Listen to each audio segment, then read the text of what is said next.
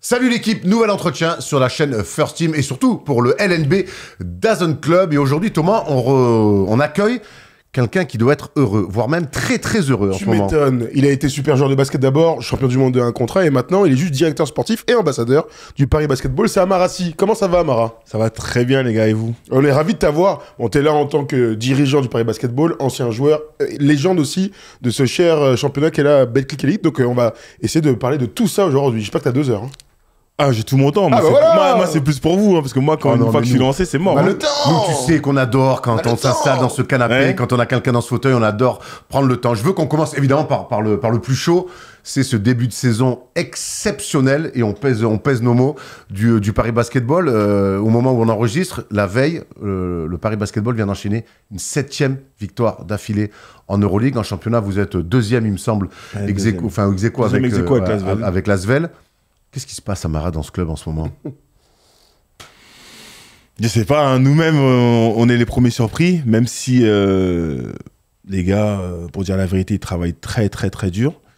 On est sur une continuité, on va dire. Hein. C'est vrai que au début, que ce soit en championnat ou en Euroleague, on a dû prendre un petit peu nos marques, et une fois qu'on a compris un petit peu comment ça fonctionnait, bah, la machine a été lancée, et puis là, on est sur, comme vous l'avez dit, on est sur une série de 7 victoires consécutives, et on espère que cette série va se prolonger le plus longtemps possible. C'est quoi le plus kiffant là aujourd'hui?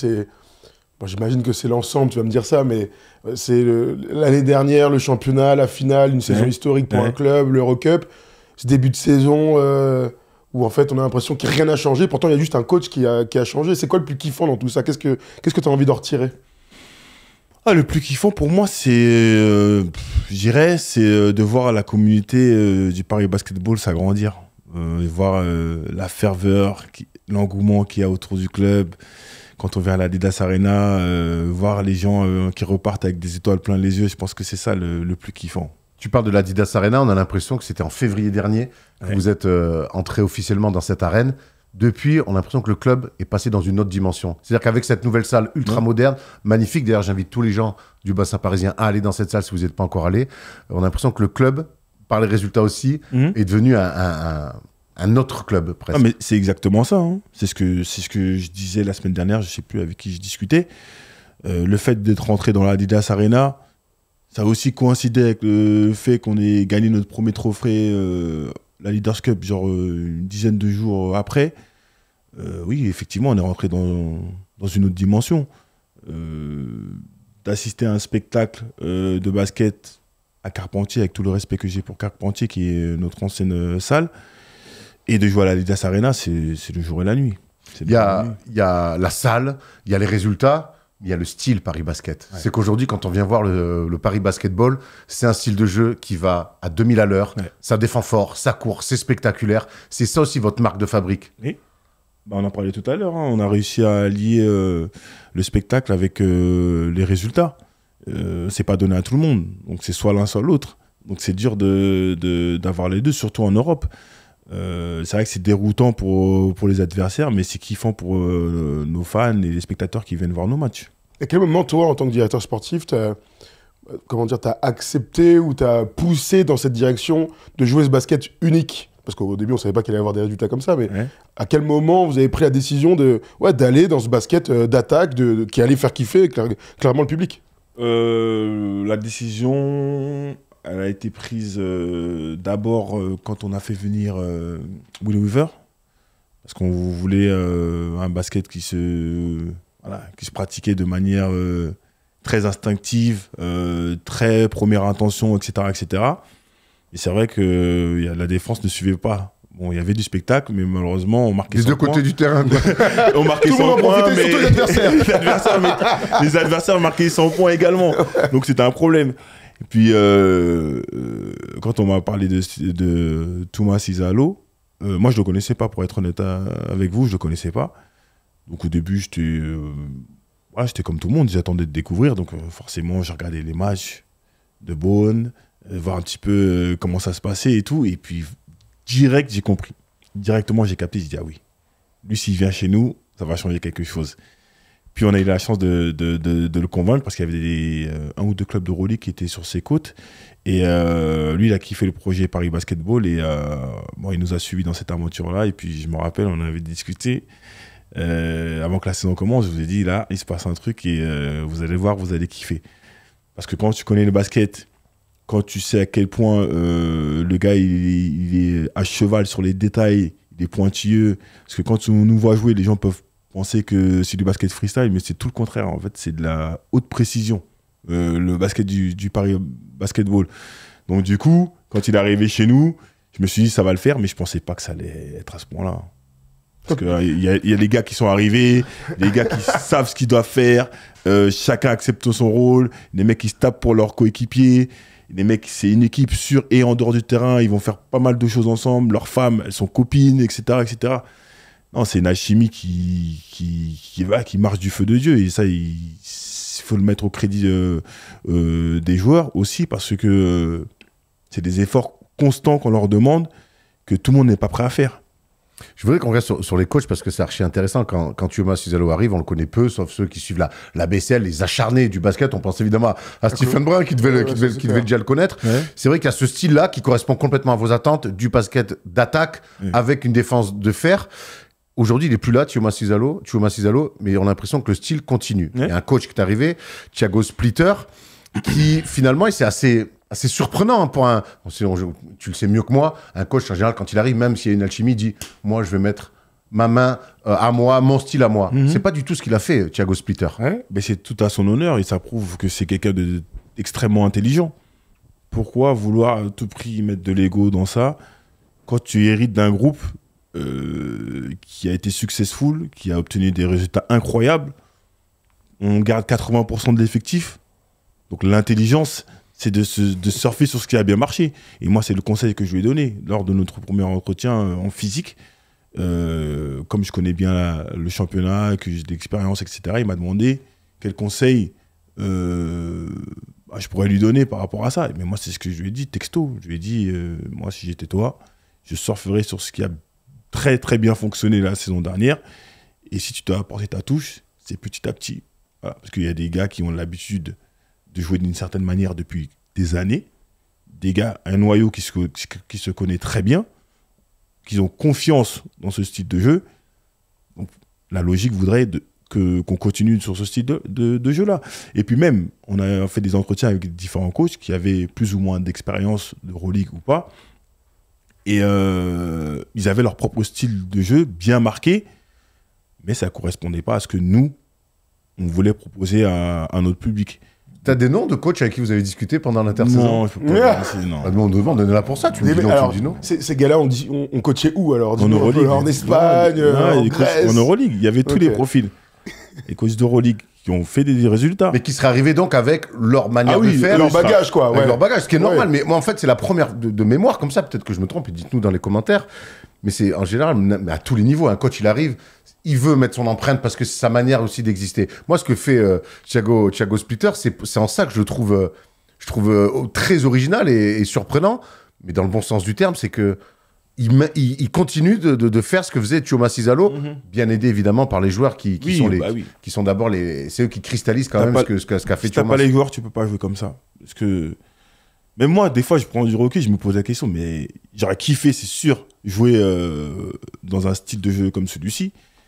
Mais surtout l'année dernière, je me dis, mais est-ce que j'aurais pu jouer avec cette équipe? C'est des fous, les mecs, en fait. Moi, j'ai énormément de respect pour eux, parce que ce qu'on leur demande au quotidien, les gens, ils se rendent pas compte. Alors, dis-nous, qu'est-ce qu'on leur demande? On les voit faire les fanfarons avant le match, crier, faire les fous et tout ça, mais c'est des mecs extrêmement professionnels. C'est fou, il n'y a jamais de retard. Les mecs, on leur rentre dedans, il n'y a personne qui bronche. Dès que tu demandes un truc à un joueur, oui, boss, thank you, toujours merci. Mais c'est de la folie. Pourtant, les mecs, il y a des mecs qu'on connaît à croiser plein, qui prennent la grosse tête pour moins que ça. Alors que eux, non. Eux, c'est des mecs qui savent ce qu'ils veulent. Ils sont déterminés, ils sont professionnels. Et puis, ils n'ont pas peur d'aller au charbon. On parle toujours du collectif et des coachs, et je pense que tu auras une question sur Thiago Massidalo, mais on est quand même obligé de ressortir certaines individualités. Ouais. Et on est obligé de commencer. Enfin, j'ai envie de parler de deux mecs.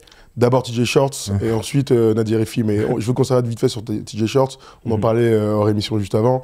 Bon, clairement, il est en train de s'installer comme l'un des plus grands gagnants en termes de matchs joués depuis 3 ans de toute l'Europe. Ah oui. Parle-nous un petit peu de ce gars-là qui a un profil à part. Bah, si on en est là aujourd'hui, c'est beaucoup grâce à TJ. Moi, j'ai croisé énormément de joueurs dans ma carrière, que ce soit des coéquipiers ou des adversaires. Franchement, j'ai pas le souvenir d'avoir croisé quelqu'un d'aussi fort. Il est vraiment très fort. Et au-delà de ça, au-delà du fait qu'il soit très fort, il est encore plus intelligent. Son intelligence, pour moi, ça dépasse l'entendement. C'est fou d'être aussi intelligent. Il est plus intelligent que fort, donc je vous laisse imaginer. Et il le transmet. Moi, c'est ce que, quand on regarde les matchs, c'est ce qu'on voit. Il transmet au gars. Ouais.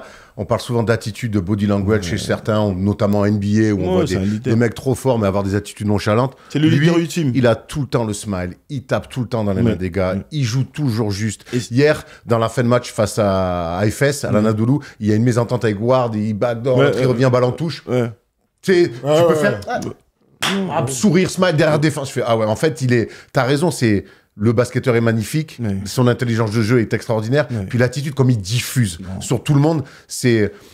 Je te dis, son coach est parti, mais lui, j'ai l'impression que c'est le garant. C'est le garant. C'est encore le garant de ça. Et c'est à y avoir, c'est exceptionnel. Et puis surtout, lui, il franchit des étapes. Oui, la BCL, c'est cool. La Betclic, c'est pas autre chose. Boum, MVP du championnat de la Leaders Cup. L'Euroleague, il va charger TJ Short, il va se faire post-up à chaque fois. Tiens, il va se faire post-up, rien du tout. Boum, vous avez des doutes ou pas là-dessus? Il fait une saison de MVP, là, d'Euroleague. Disons-le, tout le monde avait des doutes. Alors, au sein de l'effectif, on parlait des pivots, etc. Oui, l'effectif. Mais TJ Short, sa taille, etc. Vous avez jamais eu de doute? Sur l'effectif. Sur TJ Shorts. En parlant d'effectif, on se pensait pas qu'on serait. J'espère. Qu'on serait le deuxième ex-aequo de l'Euroleague, c'est sûr et certain. Oui. Mais on savait qu'on pouvait faire des coups, ça c'est sûr.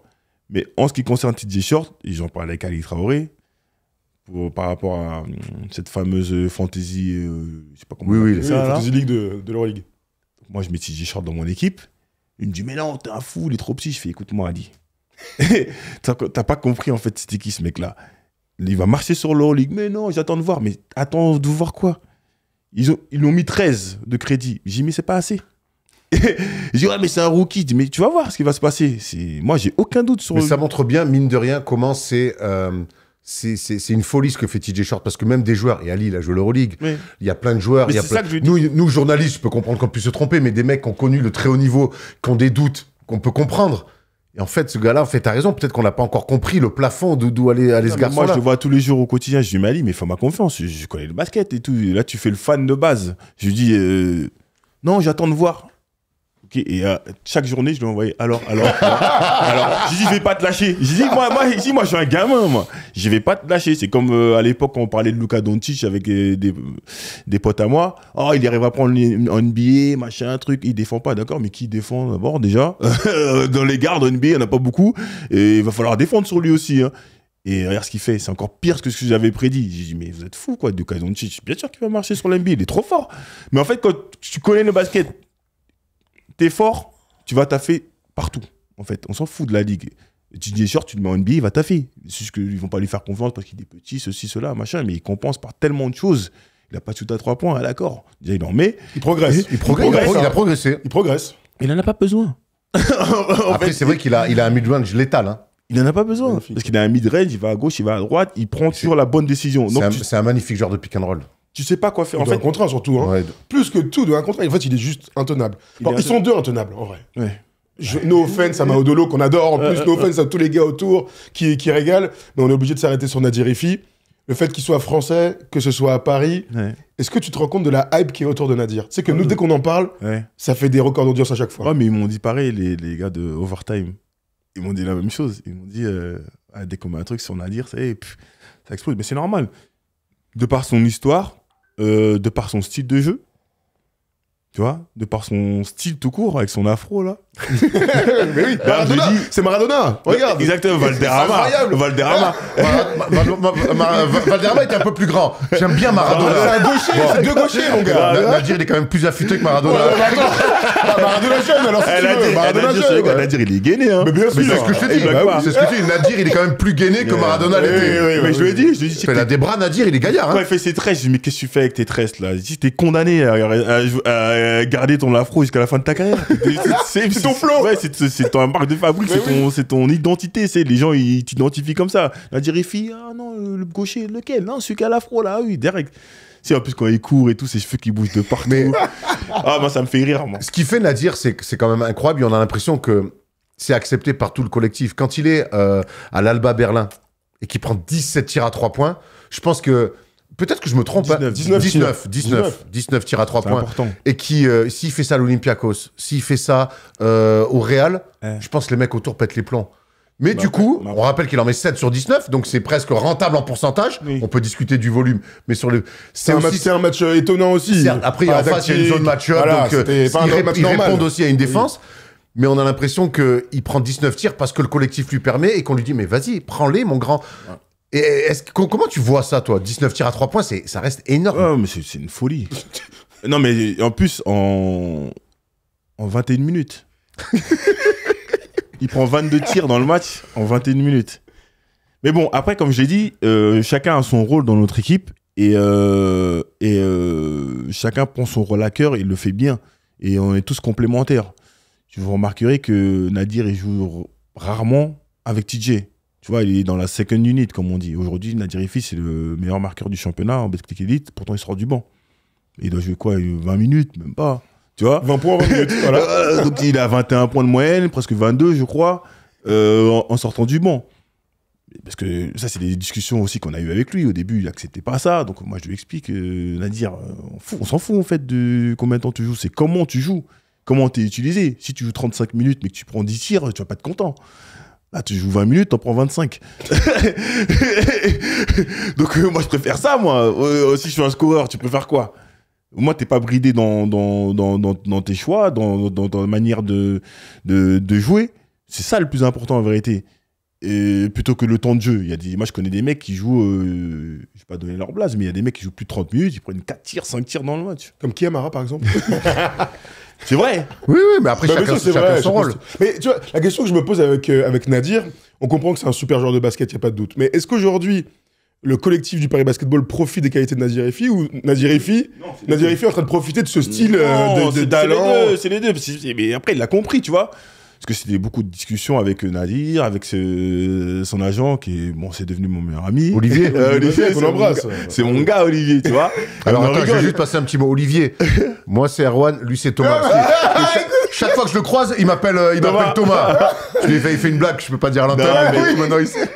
Tu vois, on s'entend très bien, mais justement, au début, on a réussi à trouver ce bon équilibre-là, parce que j'expliquais à Nadir, je lui disais, au Portel, tu jouais 35 minutes pratiquement, et tu faisais les mêmes stats que Paris Basketball. Donc là, tu es en train de montrer que tu peux être très efficace sur un temps de jeu beaucoup plus court, tu vois. Et tu es très régulier aussi. Parce que je lui dis, regarde, tu es à 20 minutes, à l'époque, il était à 19 minutes, 14 points. Il dit, c'est pas bien. Je dis, mais si, c'est très bien, tu rigoles quoi. Mais c'est juste pour te dire, au Portel, tu jouais 33 minutes, je crois, et tu mettais 16 points. Donc là, tu joues dans une équipe beaucoup plus forte, tu joues beaucoup moins, et tu mets que 2 points en moins. Mais tu prends autant de tirs. Tu vois? Et après, il a gagné en confiance, et il a fini beaucoup plus haut dans sa moyenne de points, et il a joué un peu plus, tu vois. Mais ça, c'est des choses qu'il faut faire rentrer dans la tête des mecs. Et au fur et à mesure que les résultats arrivent aussi, il prend confiance, et il accepte ce rôle-là et il est très bien dedans. Il y a un truc qui est impossible à faire quand on parle de Nadir, c'est lui mettre un plafond. Toi qui le côtoies depuis maintenant 2 ans, au quotidien, c'est quoi le plafond de Nadir, que ce soit en équipe de France, que ce soit avec la NBA? C'est quoi son plafond? Parce que, après, il me fait penser un petit peu à Sylvain, tu vois, Francisco. Parce que moi aussi, j'avais ce discours avec lui. C'est des gars... Que t'as connu au Paris Basketball aussi. Hein. C'est des mecs... Sylvain, je lui parlais beaucoup parce que je le raccompagnais souvent chez lui. À l'époque, il n'avait pas... Bon, bref. Donc, à chaque fois, je lui disais, mais en fait, ce qui est dur avec vous, avec ce genre de joueurs, c'est qu'ils sont tellement forts offensivement qu'ils ont l'impression qu'ils peuvent marquer à chaque action. Tu vois, donc ils comprennent pas quand on leur dit fais tourner, calme, ils comprennent pas. Et encore plus avec Nadir, qui est un mec, c'est un acharné de travail, parce que les gens, ça, ils le savent pas. Hein. C'est un fou, le mec. L'année dernière, on l'a menacé, je l'ai menacé personnellement. Comment ça, tu l'as menacé de venir à la salle. Il vient tout le temps. Je dis, mais arrête. Hein. Il est tout le temps en train de shooter. Enfin, bosser. C'est un fou. Les mecs du PSG, ils rêveraient que les mecs, ils aillent bosser autant, je te le dis. Hein. Non, mais surtout quand on est arrivé dans des périodes où on jouait pas mal de matchs, on enchaînait les déplacements, le repos est important, tout ça. Le repos, ça fait partie de l'entraînement aussi. Donc, mais après, sûr. quand ils sont jeunes, il faut leur expliquer, tu vois. Nous aussi, on est passé par là, mais j'ai jamais autant bossé que lui. Moi, j'ai jamais croisé un bosseur comme Nadir. Il est fou, le mec. Il est fou. Il veut tout le temps travailler. Les mecs, quand on l'a menacé, on a appris qu'il revenait au centre d'entraînement, au one ball. Il revenait vers 22h, 23h. Pendant que tout le monde était parti. Oui. Qu'il croise personne, tu vois. C'est venu à mes oreilles, bien sûr. Donc, on a trouvé le bon compromis. Donc, le mec, il revient, mais il cherche pas trop, mais c'est bien pour sa confiance aussi. Et même pour une petite anecdote, pour le jour du All-Star Game où il met 44 points, il égale le record, il met 10 tirs à 3 points et tout, il a harcelé l'un de nos préparateurs physiques pour que le matin, il fasse une séance de travail. L'autre, il dit, mais qu'est-ce que tu me casses la tête? On est au All-Star Game, profite, tu vois. Le mec, il a fait une séance le matin, donc il est reparti à Noisy-le-Grand, et il est revenu à Bercy pour foutre le feu. Mais c'est comme ça, c'est un mec, il est acharné de travail, il a besoin de ça, c'est bon pour sa confiance, tu vois. Et du coup, nous, quand on le voit faire des choses, forcément, on est quand même étonné, on se tient à la tête, on dit, mais qu'est-ce qu'il fait, machin et tout. Mais on fait non, c'est Nadir, tu vois. Parce qu'à l'entraînement, ce qu'il fait, c'est 10 fois pire. Alors du coup, c'est quoi son plafond, d'après toi? D'après Amarassi? Son plafond, bah, c'est plus par rapport à faire les bons choix, tu vois. Parce que même s'il marque, c'est pas des bons choix, en vérité. Nous, ça nous arrange parce qu'il marque. Mais est-ce que la règle, c'est pas si ça rentre, c'est un bon choix? En plus, c'est ça qui est dur avec lui parce qu'il est quand même assez constant.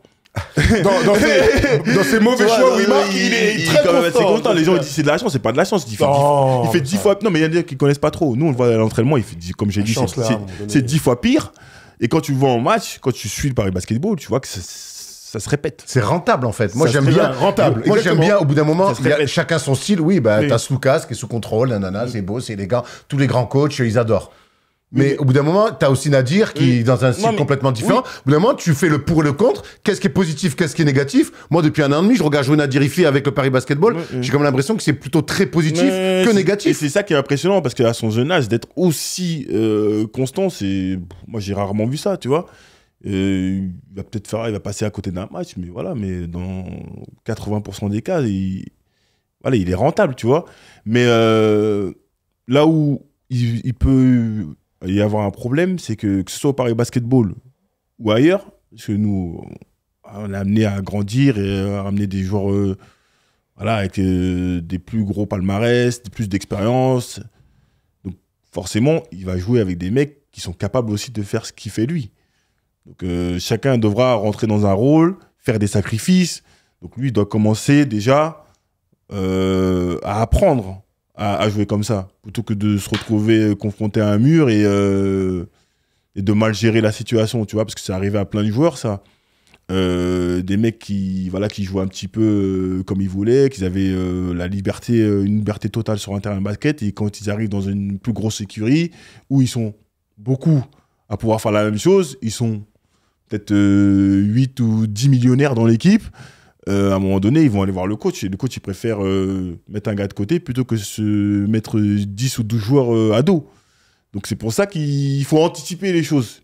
Il faut anticiper, parce qu'il y a des mecs comme Pazzo, quand il était à Murcia, c'était la folie. Hein. Mais aujourd'hui, même s'il est encore un petit peu foufou, il s'est un petit peu calmé parce que t'es au Real Madrid et il y a des gros joueurs autour de toi, donc tu peux pas faire la Java non plus, tu vois. Mais c'est la vérité. Et il y en a plein. Jesse Carroll, j'en parlais avec... Le shooter, là, qui était shooter fou du Real. Shooter fou du Real, mais c'est pas que un shooter. Moi, quand j'ai joué à Murcia, lui, il était à l'époque à Gran Canaria, c'était le meilleur marqueur du championnat. Il montait des tomards sur les gens, il jouait les pick and roll, mais il était injouable. Pendant 2 ans de suite, c'était le meilleur marqueur du championnat. Mais quand il est arrivé au Real Madrid, il y en a plein qui peuvent mettre 20 points. Donc toi, tu es un shooter, monsieur, tu vas sortir des staggers, tu vas prendre des shoots, tu vas rester dans le coin, tu vas laisser Luka et Sergio Llull jouer les pick and roll. Parce qu'arriver à un certain niveau, chaque possession compte et on doit maximiser nos chances. Donc les meilleurs joueurs de pick and roll vont jouer les pick and roll, même si tout le monde peut jouer du pick and roll, on sait tous tout faire au basket, mais sauf qu'il y a des gens qui font les choses plus ou moins mieux que d'autres, tu vois. Toi, tu es le meilleur shooter de l'équipe, tu vas shooter, même si Luka et Yul, ils peuvent shooter, s'il y a un shoot à prendre, c'est toi qui vas le prendre.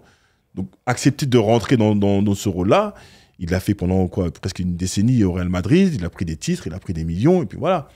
Après, c'est ça. Nadir, lui, il peut être meilleur marqueur du championnat pendant 15 ans.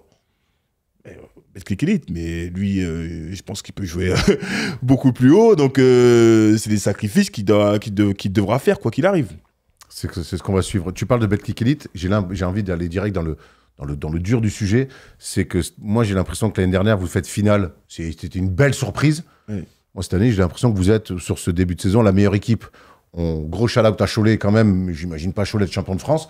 J'ai l'impression que cette année, vous êtes parmi ce trio de tête qui est l'Asvel, Monaco et Paris Basketball, vous êtes l'équipe la plus forte de ce début de saison. Cette année, vous le dites que vous voulez être champion? Ah, pour la Betclic Elite, oui, bien sûr. L'idée, c'est d'essayer de faire mieux que l'année dernière. Après, dans le sport, c'est toujours très compliqué. Il peut se passer plein de choses d'ici là, tu vois. En plus, là, forcément, on est en confiance, donc on ne pourrait pas dire le contraire en ce qui concerne la Betclic Elite. Après, il y a des équipes comme Monaco où elles ont pris du retard à l'allumage aussi parce qu'elles ont bien remanié leur effectif. Il y a des blessés, donc à voir comment la mayonnaise elle va prendre quand ils vont revenir. Après, ça, c'est leur problème, c'est pas le nôtre. La ASVEL, j'aime bien ce qu'ils proposent. L'équipe, elle est très bien équilibrée, elle est très bien coachée par Pierrick. Donc, je me méfie quand même de l'ASVEL parce que cette année, on ne parle pas trop d'eux. Mais j'ai l'impression qu'ils peuvent surprendre. Ils peuvent surprendre tout le monde. Et Cholet, ils sont fantastiques. Cholet, on les a joués chez eux. Ça a été ils nous ont attrapés, ouais. Ouais, ils nous ont attrapés chez eux. Ça a été très, très dur. Ça joue très bien au basket. Et non, il faudra compter sur eux aussi. Hein. Au même titre qu'une équipe comme Bourg-en-Bresse. Après, c'est la Betclic Elite. Hein. Il y a toujours, il n'y a pas de une hiérarchie qui s'installe pendant 5 ou 10 ans, ça n'existe pas en Betclic Elite. C'est bien que tu parles de tout ça. C'est bien que tu parles de tout ça. Le 8 décembre, vous jouez Monaco. D'ailleurs, on va voir le joli programme sur DAZN de Betclic Elite.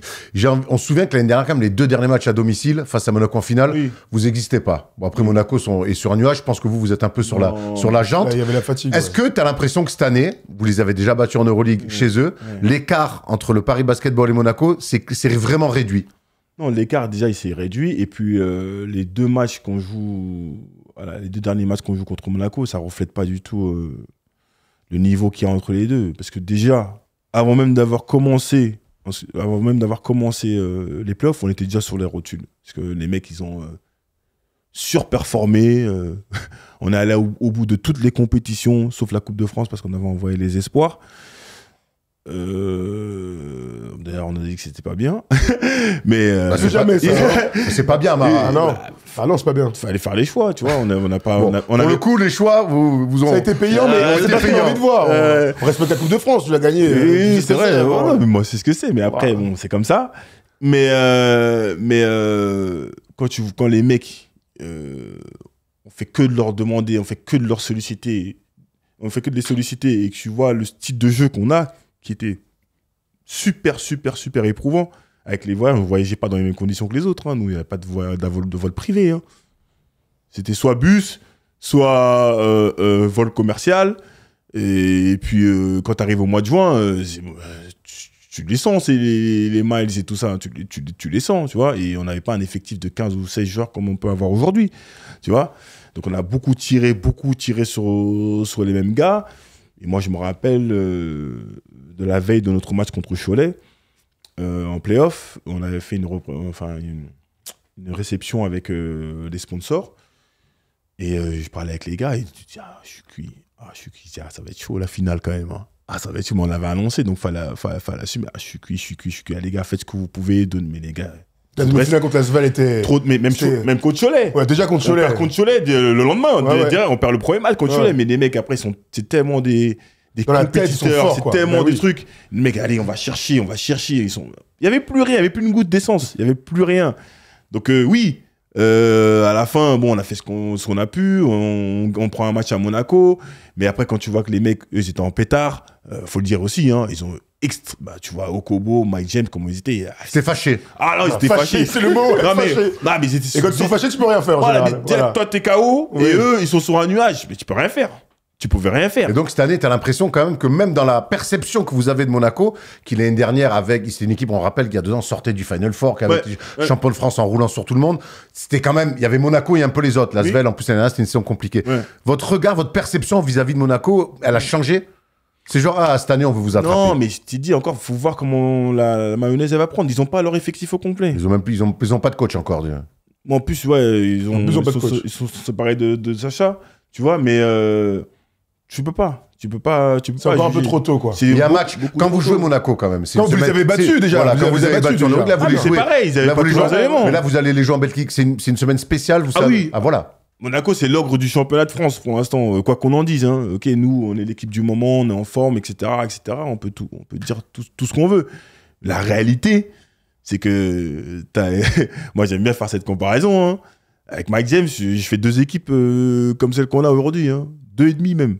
Avec le salaire de Mike James, tu veux dire. Avec le salaire de Mike James. Ouais. Donc, à un moment donné, si t'as pas de résultat, c'est qu'il y a un problème, hein, tu vois.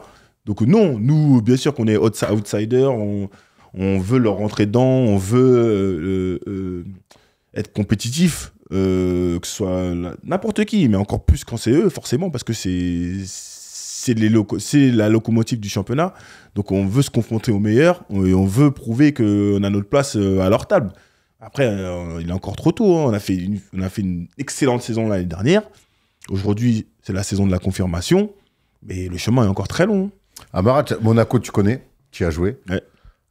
Aujourd'hui, j'ai l'impression que ça se voit, tu t'éclates en tant que directeur sportif du Paris Basketball. Est-ce que c'est vrai que Monaco, t'as passé un petit coup de fil pour que tu prennes le taf de directeur sportif à Monaco? Putain, t'as des... Comme dirait l'autre, t'es bien renseigné, toi. T'as déménagé de Cergy, toi? Non. T'as été trop loin toute ta vie. C'est fini, ça. Il a dit Joker. Le Joker, ok. Une carrière, c'est long. Mais t'as compris. Bah oui, je pense que tout le monde a compris. Bon, avant d'enchaîner, on va quand même se reprendre tous les beaux rendez-vous qu'on a dans ce. Il y a un énorme mois de décembre. Le mois de décembre est exceptionnel. Dès la semaine prochaine, c'est le reveal des joueurs pour le All-Star Game qui aura lieu le 29 décembre. Donc ce sera le 27 novembre. Erwan fait partie du jury. Donc dans la journée de mercredi prochain, on saura quels sont les joueurs étrangers et les joueurs français qui sont sélectionnés. J'imagine que TJ Shorts et Nadir Rifi feront partie. À minima, ouais. À minima, bien sûr, mais on a parlé d'eux. Dans 2 semaines, Erwan, on a le retour de l'NB Dazen Club. Ça va être cool.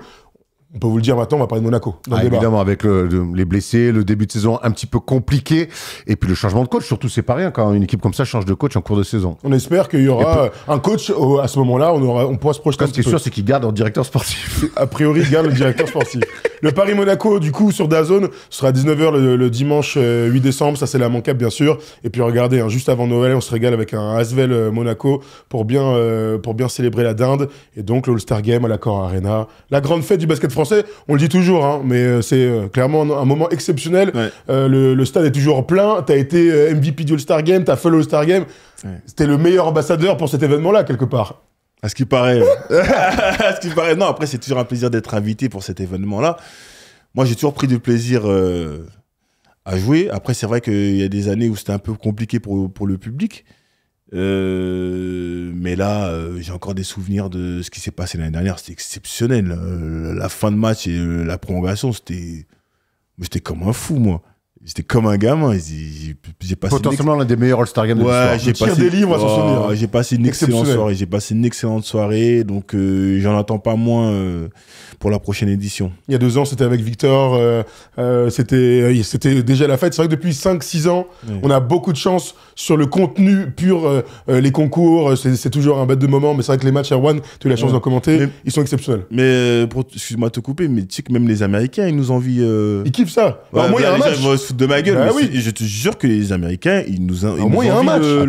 Entre le match du All-Star Game France et l'année dernière, je parle du match. Hein. Ouais, du match. Je parle pas des salles, des... Oui, non, c'est compris. Ça, il est toujours du match. Le All-Star Game français, il a mis à l'amende 20 fois le All-Star Game américain l'année dernière. C'est un truc de fou. Il y a pas photo. Pour quand NBA, on vous rappelle que maintenant, ça va être un Final Four sur la soirée. Pour vous montrer combien ils sont en galère, nous, on a réussi à avoir un bon match. Les joueurs sont contents d'être là et ils jouent tous le jeu. Bah voilà, c'est une réussite. Bravo. Exactement. Commenté avec Steph cette année d'ailleurs. Bah voilà, sur DAZN. En gratuit sur sur DAZN, donc vous pourrez suivre le All-Star Game le 29 décembre. On sera aux commentaires avec Steph, on va bien se marrer, je pense. J'espère. Hein. Tu viens d'en nous voir au micro, Mara? Avec plaisir. Mais après, peut-être que le fait que ce soit étranger contre français, ça rajoute un petit ça truc. rajoute un truc. S'ils font ça en NBA... Faut pas que ça soit récupéré politiquement, par contre. Hein, donc, Oui, mais... Non, il n'y a pas de raison. non, il n'y a aucune raison. Mais on sait jamais avec les drôles de gens du moment. Ouais, mais vraiment, s'ils font ça... Non, de part et d'autre, ça voudra prouver. Non. Donc, ils vont jouer un Et puis je pense minimum. qu'il y aura un peu de revanche par rapport à l'année dernière. Hein, parce que l'année dernière, il y a eu un vrai game prolongation. Les Français, quand ils perdent, Ouais. ils ont un bon seum. Hein. Bah moi, je sais que moi, à l'époque, je menaçais les gars, moi. Tu menaçais. Il y a les gars, il n'y a pas T'as de... des enfants qui Attends, vont regarder ton Non, mais interview. il n'y a pas de... Tu motivais tes coéquipiers, tu veux Oui, dire. oui. Ah ouais, Non, les gars, on joue, hein. Il n'y a pas de... Ah ouais. non, celui qui ne veut pas jouer, c'est sur le côté, gros. Bon, c'est Sur le bien, côté, c'est gros. bien que tu parles de ça parce qu'on sent un peu que malgré ton rôle de dirigeant aujourd'hui, tu gardes encore cette flamme de joueur et on voit qui t'étais comme joueur. Ouais. Et on a une anecdote pour toi. Est-ce Dis-moi. que si on te dit Charles Gaines, ça te parle? Ah, putain. Parce qu'il paraît, on nous a dit, Attention, hein.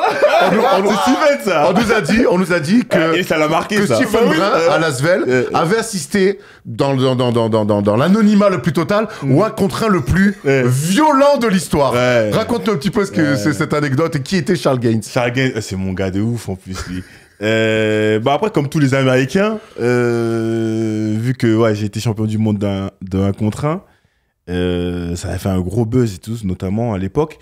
Et dès qu'il y a un Américain qui y arrivait, il faisait pas tout style directement, tu vois, parce que c'est un truc que moi j'en parlais pas, mais à chaque fois ça arrivait dans l'oreille de quelqu'un. Ah mais c'est lui.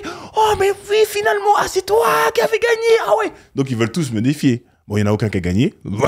aucun, j'ai jamais perdu. Mais comment ça, t'as jamais perdu? J'ai jamais perdu dans un contre un.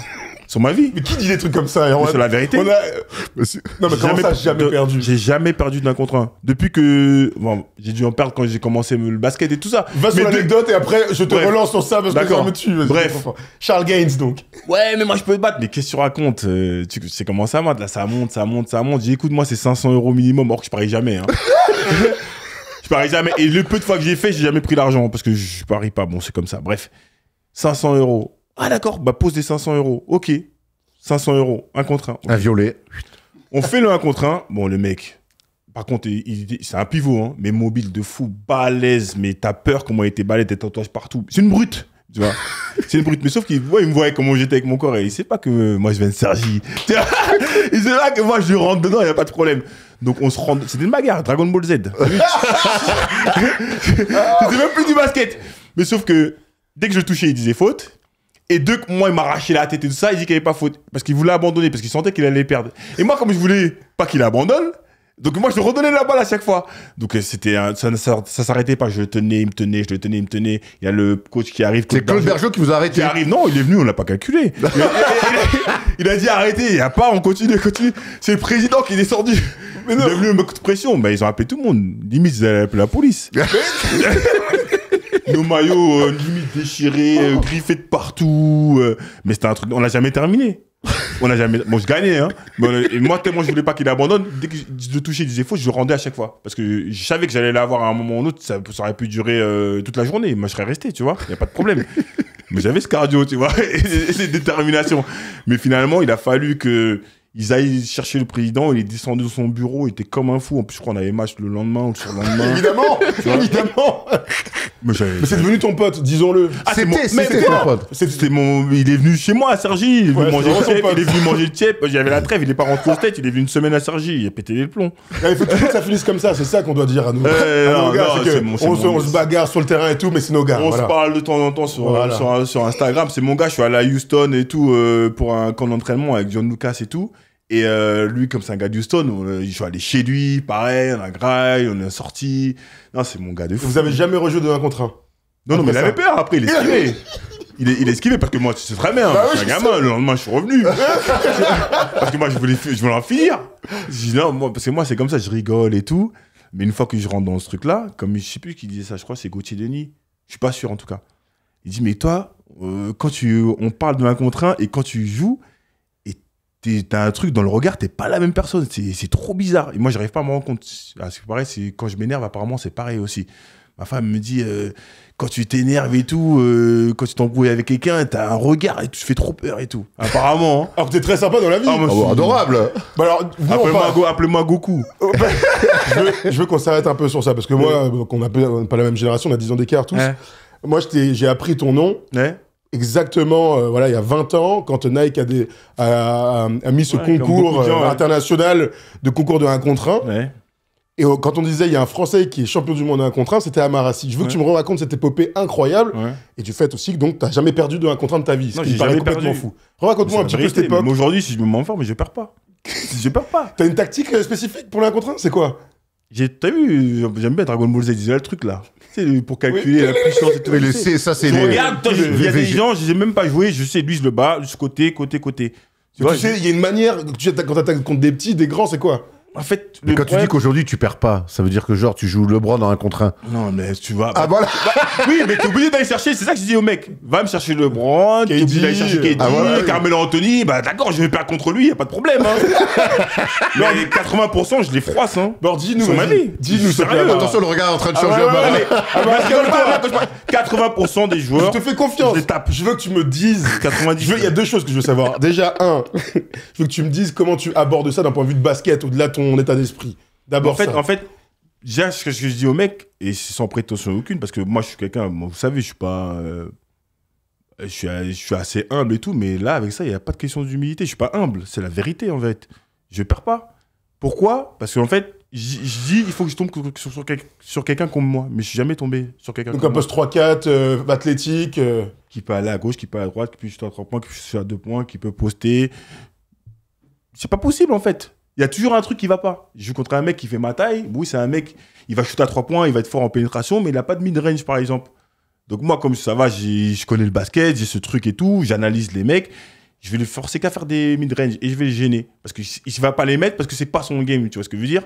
Ou il y a un mec qui peut mettre des 3 points, des mid-range, pénétrer main gauche, main droite, il ne saura pas défendre. Donc une fois qu'il a perdu le ballon, c'est fini.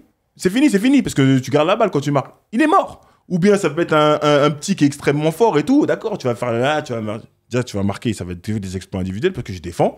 Parce que les gens, et moi ça m'a toujours les bras, mais c'est un truc de fou. Et c'est ça ma plus grande force. Mes bras, c'est un truc de fou parce que tu peux être à 3 mètres. Même si t'es plus rapide que moi. Parce que mais si t'es un tyrannosaure et que t'as des bras comme ça sert à rien. Toi, t'as des bras immenses. Moi, déjà, j'avais une bonne vitesse de pied, mais surtout, mes bras me permettaient de 2,50 m de mon défenseur. Donc, il peut pas me prendre de vitesse. C'est pas possible. Et s'il shoot, je le gêne parce que mes bras, ils sont interminables. Donc, ça, c'est mort, déjà. Je me régale. Non, donc, moi, mes bras, ils sont très longs. Des fois, je sais pas où les mettre et tout. mais ça m'a tellement servi, que ce soit offensivement et défensivement. Et les gens... ils mettaient souvent en avant mes qualités offensives et tout, mais ils oubliaient qu'en fait, je suis meilleur défenseur qu'un attaquant, en fait. Et j'ai jamais été dans les discussions de meilleur défenseur. J'ai éteint tout le monde, c'est la vérité. À chaque fois que je défendais sur le meilleur défenseur à chaque fois, et je mettais 20 points de l'autre côté. Mais le mec, il mettait 4 points, tu vois. Mais parce que j'ai toujours défendu. Moi, en fait, c'est toujours un état d'esprit, la défense, en fait.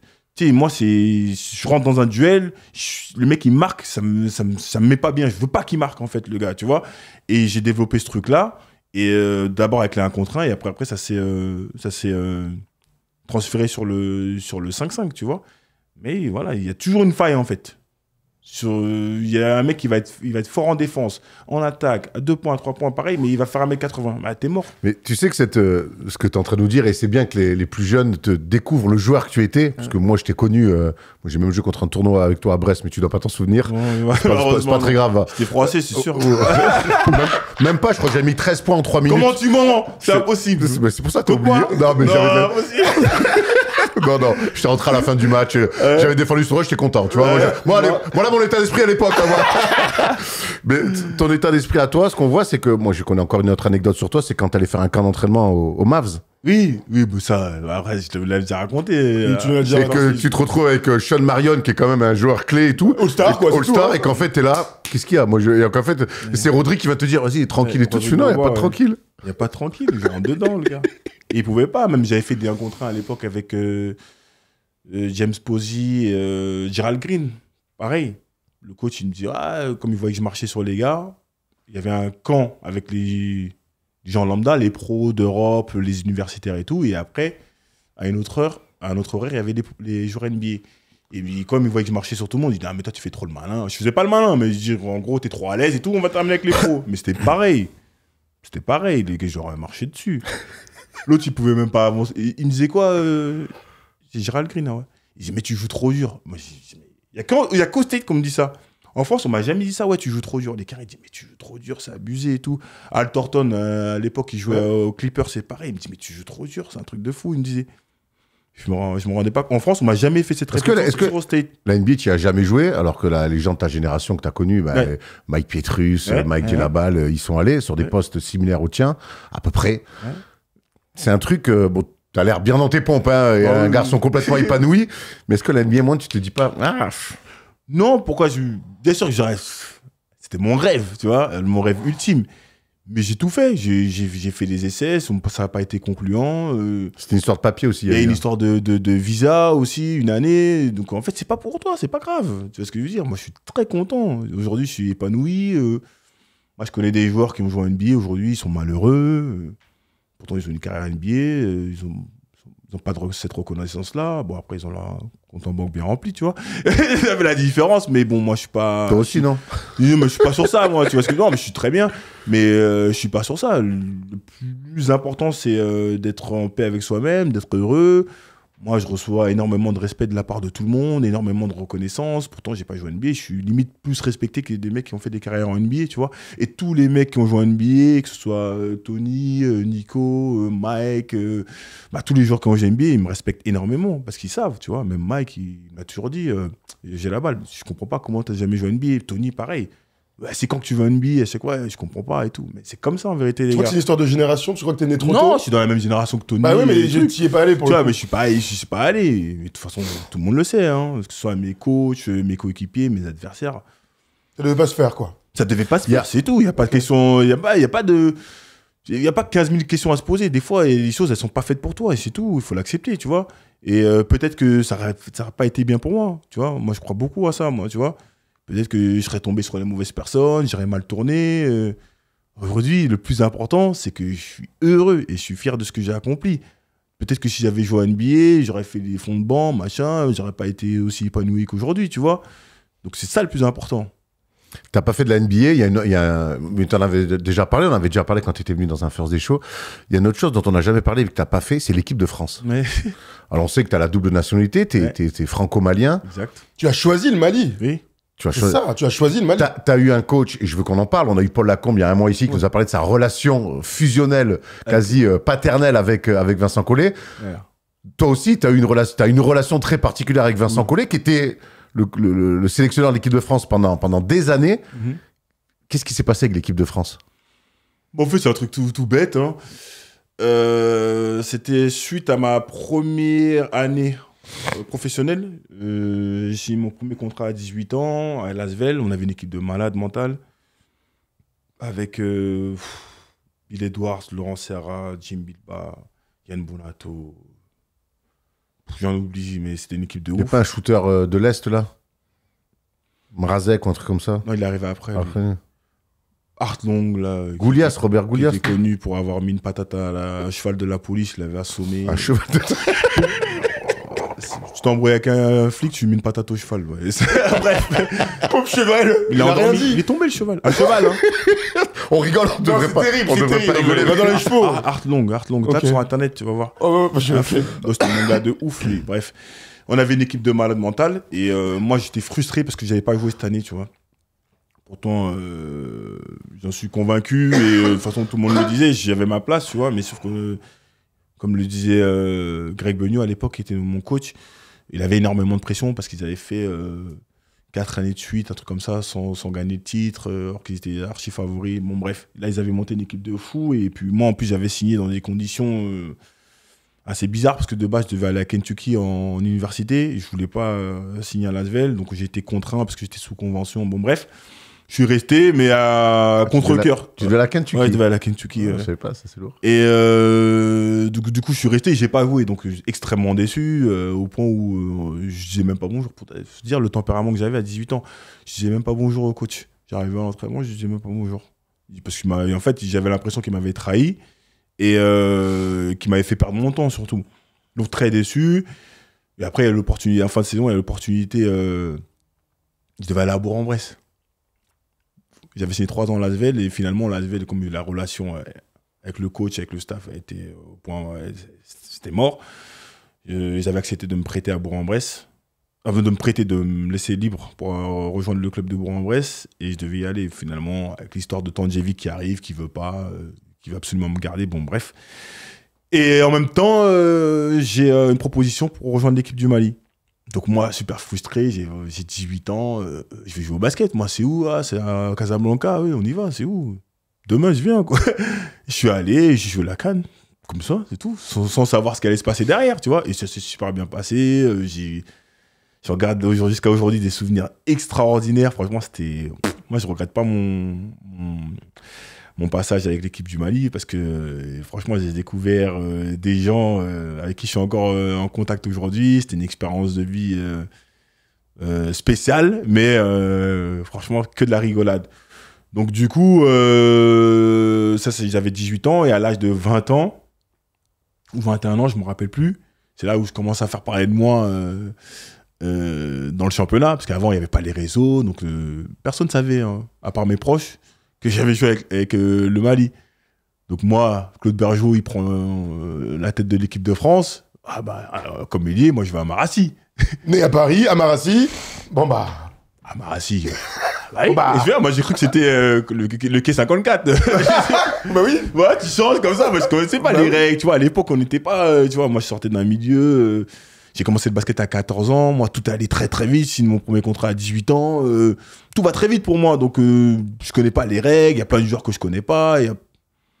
Tout va très très vite. Donc, je viens. Je suis en équipe de France A', dans un premier temps.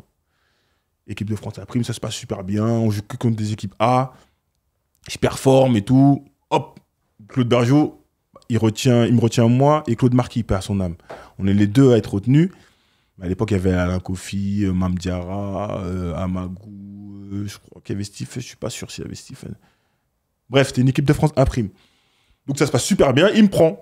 Donc dans la presse, oui, Amarassi va faire partie du groupe, équipe de France, blablabli, blablabla et tout. Et c'était en même temps que le Battleground. Donc moi, on avait des stages, équipe de France, et en même temps, dès qu'on avait des jours de repos, boum, je me reposais pas, je jouais mon quart de finale et je rejoignais les mecs. Et tu vois, c'était que des trucs comme ça. Et le jour où je dois jouer la finale, enfin demi-finale finale, je suis à Los Angeles, c'est Claude Bergeau qui m'appelle, il me dit « Ah, Mara, il y a un gros problème et tout. On a reçu un coup de fil de la FIBA, apparemment, t'es pas éligible parce que t'as joué la CAN, apparemment, en 2001. T'as joué la CAN. Donc, il y a un conflit. Donc c'est la FIBA qui doit arbitrer. Ils doivent trancher, parce que le Mali ne lâche pas, et nous, on ne veut pas lâcher. Donc ils doivent trancher, tu vois. Donc moi, j'apprends ça le jour où je dois jouer mon tournoi d'un contre un. Donc je peux te dire que je me suis vengé sur les mecs. Hein.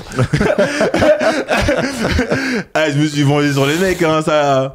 Donc voilà, bon, ça ne m'a pas plus perturbé que ça, puisque au final, je finis champion. Et moi, je pensais que c'était un truc qui allait se régler, tu vois. Et au final, non. Ça a duré plus d'1 an. Hein. Donc, j'ai pas pu faire la CAN parce que j'étais pas éligible et ils avaient toujours pas tranché. Et en 2005, c'est là que le verdict est tombé. En 2005, ils disent que... tu dois jouer pour le Mali. Voilà, parce que j'avais fait des petits trucs avec l'équipe de France moins de 20. Mais ça pesait pas lourd par rapport à une compétition internationale avec les seniors.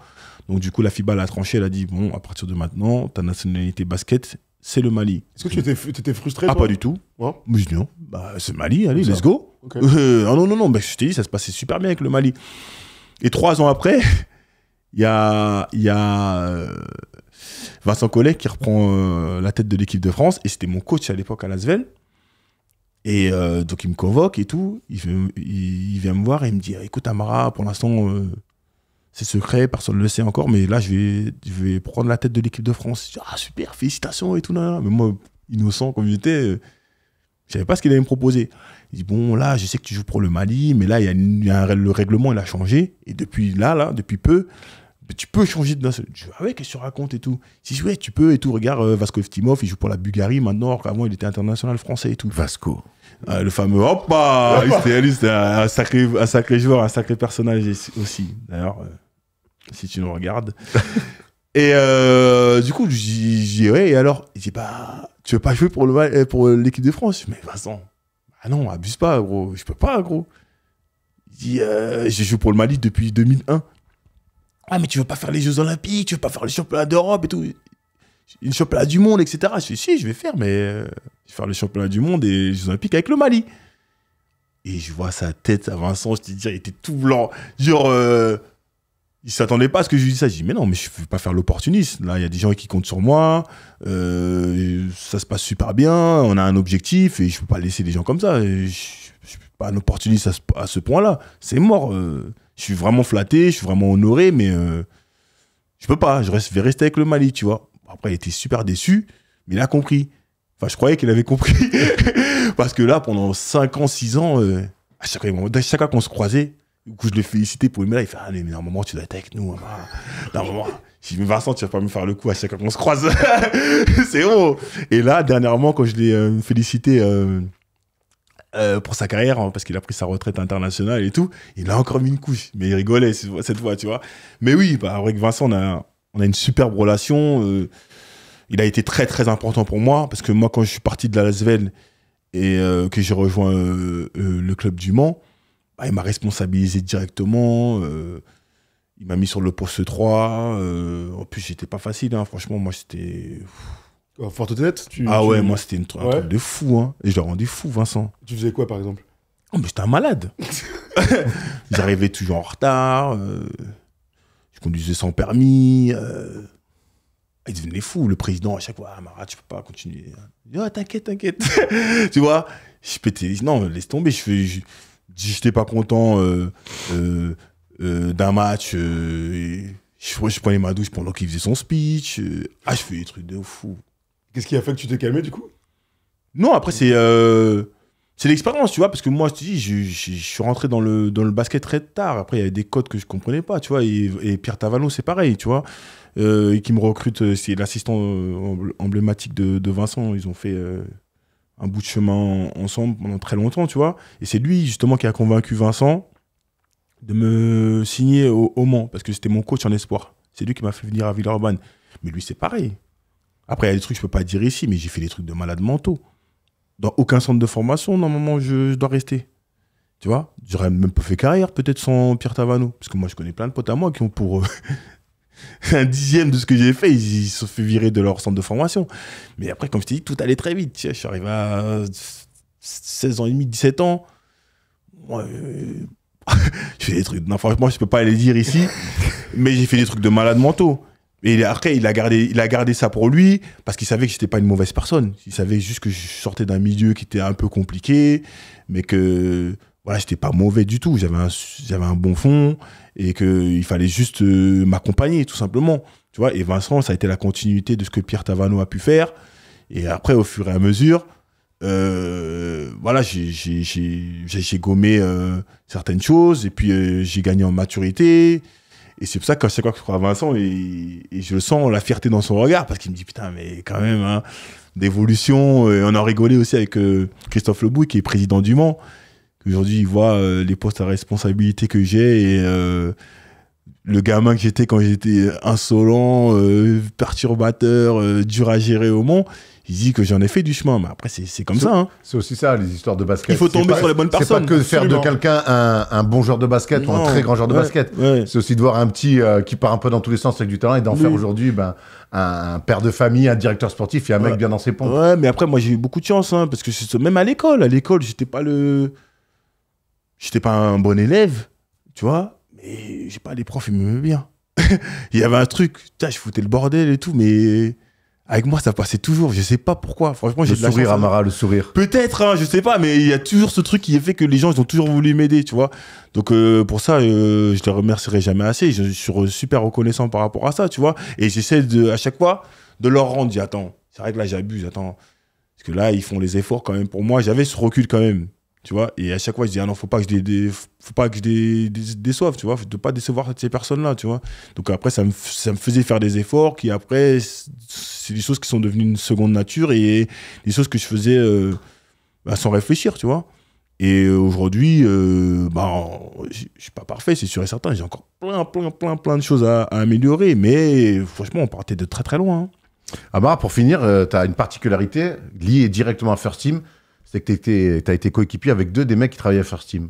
Stephen Brun et Thomas Laroukis. Exactement. Alors, je veux que tu me racontes un petit peu comment c'est de jouer avec Stephen et comment c'est de jouer avec Thomas Laroukis. C'est quel regard tu as sur ces mecs-là? Ils ont cette particularité, ils ont cette qualité, tous les deux, c'est des gros shooters. Donc moi qui étais un slasher plus qu'autre chose, un avaleur d'espace et tout ça, quand ils étaient sur le terrain, j'étais bien.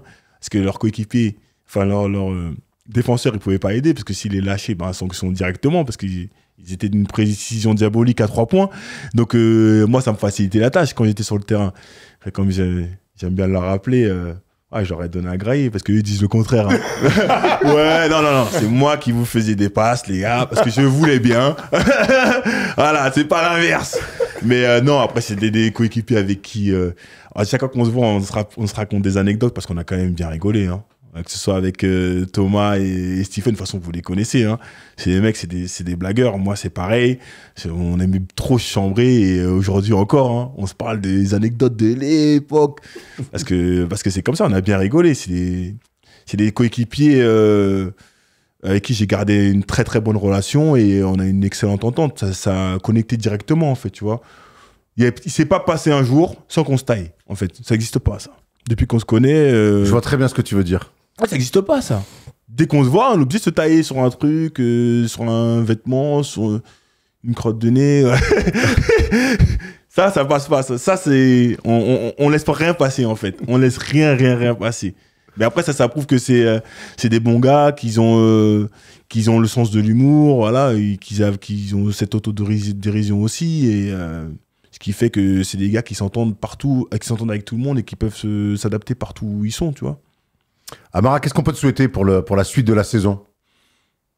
La santé, forcément. Toujours. La santé, ça, c'est le plus important. Et après, que les choses continuent à se dérouler comme c'est le cas actuellement. Ce serait quoi la saison parfaite pour le Paris Basketball sans trop non plus s'enflammer? Bon, moi, je vais parler en mon nom. Hein. Je vais pas parler au nom des autres. En mon nom, une saison parfaite, ce serait...